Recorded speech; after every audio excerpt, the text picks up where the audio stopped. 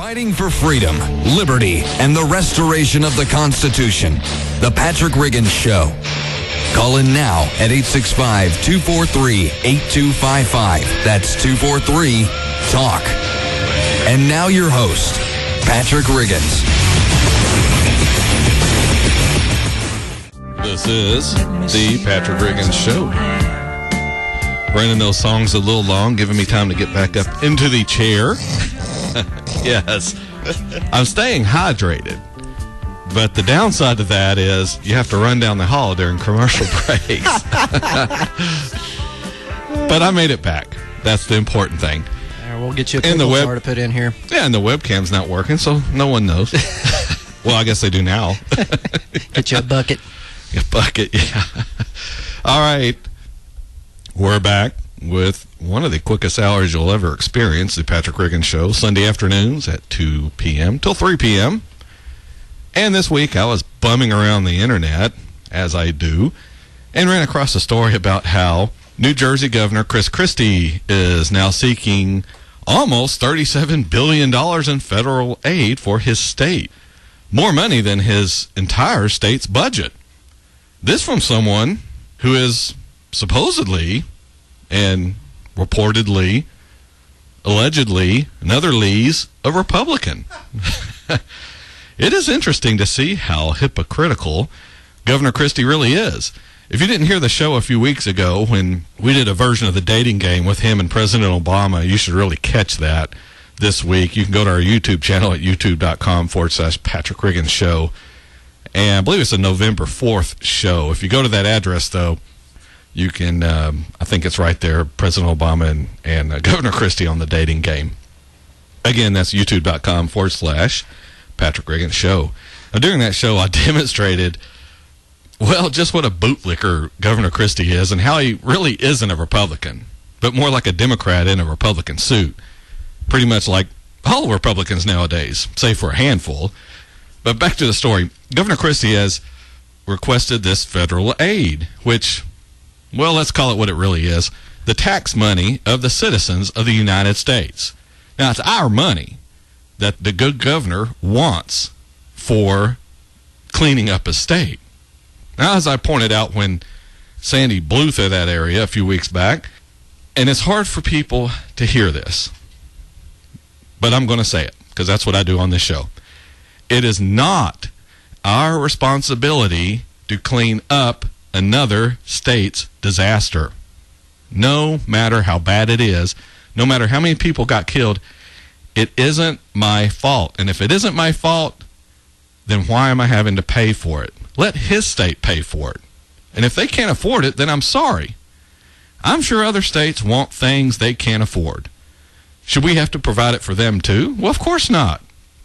That's just how it is. Now, private charities can go in there, and I'm all for that.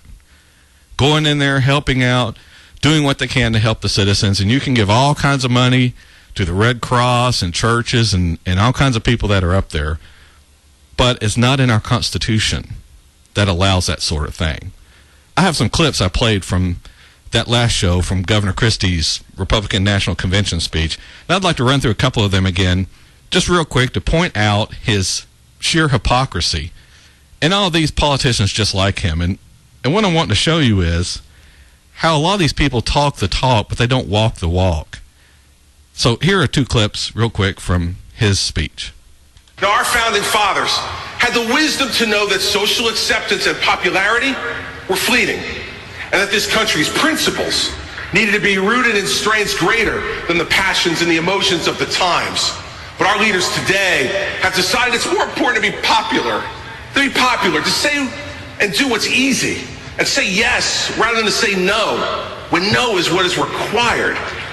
In recent years, we as a country have too often chosen the same path.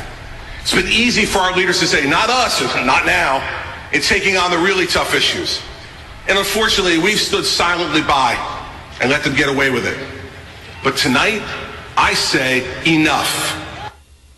That's what I say, Governor Christie. Enough. We simply do not have the money to bail out your state. It's really that simple. We don't have the money.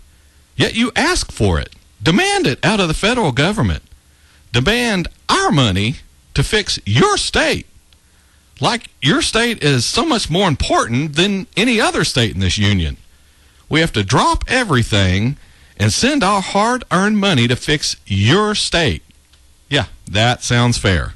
We believe in telling hardworking families the truth about our country's fiscal realities, telling them what they already know. The math of federal spending does not add up. With $5 trillion in debt added over the last 4 years, we have no other option but to make the hard choices, cut federal spending, and fundamentally reduce the size of this government. Yep. Cut federal spending until his state needs it. Then federal money needs to be spent to help him out. Help out his re-election campaign. Bring home that money, that pork, Governor Christie. Pressure the Congress to give our money to you. I guess it's okay when you want the money. Then it's okay to spend our taxpayer dollars on your projects, things you want in your state. They believe that the American people don't want to hear the truth about the extent of our fiscal difficulties. They believe the American people need to be coddled by big government. The they he is referring to is the Democrats. They believe the American people don't want the truth. They believe the American people want to be coddled by the federal government. What do you call crawling to Washington, D.C. and begging for our money to be sent to your state, Governor Christie? I would say that is coddling. I don't want my children and grandchildren to have to read the history book what it was like to live in an American century. I don't want their only inheritance to be an enormous government that is overtaxed, overspent, and overborrowed a great people into second-class citizenship. I want them to live in a second American century where real American exceptionalism is not a political punchline, but is evident to everyone in the world just by watching the way our government conducts its business every day and the way Americans live their lives. Right. Americans live their lives talking about how we need to reduce federal spending. That is, until they want the money. Then we have to open up the purse strings. I guess the world likes seeing how two-faced our politicians really are. Where our military is strong, our values are sure, our work ethic is unmatched, and our Constitution remains a model for anyone in the world struggling for liberty. Interesting how he mentions the Constitution. I would invite Governor Christie to point out in that great document where it states the federal government will spend money taxed from one state's citizens to fix up another. Is that in the Constitution there somewhere, Governor Christie? Can you not find it? It's because it's not in there. I know he doesn't listen to this radio show, but I hope one of his supporters sends him a link to us on YouTube so he can hear me call him a two-faced liar. A little sniveling bootlicker who holds two sets of principles, those that he talks about and those that he lives. I am not at all surprised you are a politician, Governor Christie, because what you preach is nowhere close to what you practice. I hope you lose your upcoming re-election, even to a Democrat, because then we know who we are dealing with. And I don't mind someone I know who speaks what they think, even if I don't agree with it. But I cannot stand a person who preaches to us what we need to be doing, how we should be acting, and then turns around and does exactly what he tells us we shouldn't be doing. If you're curious about the breakdown on this money, $580 million of this money he's requesting is for government response and repair. So your tax money is going to fund New Jersey's government. Isn't that great? Because I'm in New Jersey using their government services all the time. $703 million is going to individual assistance. I'm not sure what that means other than flat out giving our money away to someone else. It sure isn't for their housing because they allocated $5 billion for that. And businesses aren't getting that individual assistance because they are budgeted $8.3 billion of your dollars. Governor Christie is also wanting $95 million of our dollars for, quote, government operating revenue. In other words, they can't get taxes from their citizens, so now we have to pay them. The rest of us in this nation have to pay taxes to provide the New Jersey government with operating revenue. Now, how is that in any way fair to the rest of us? Well, the short answer is it's not.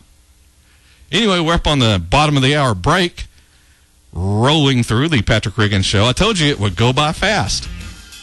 But let's see. We'll have a couple of minutes here at the bottom of the hour, and then we'll be back with more. We'll talk about the government as a company when we come back. This is Patrick Riggins with the Patrick Riggins Show.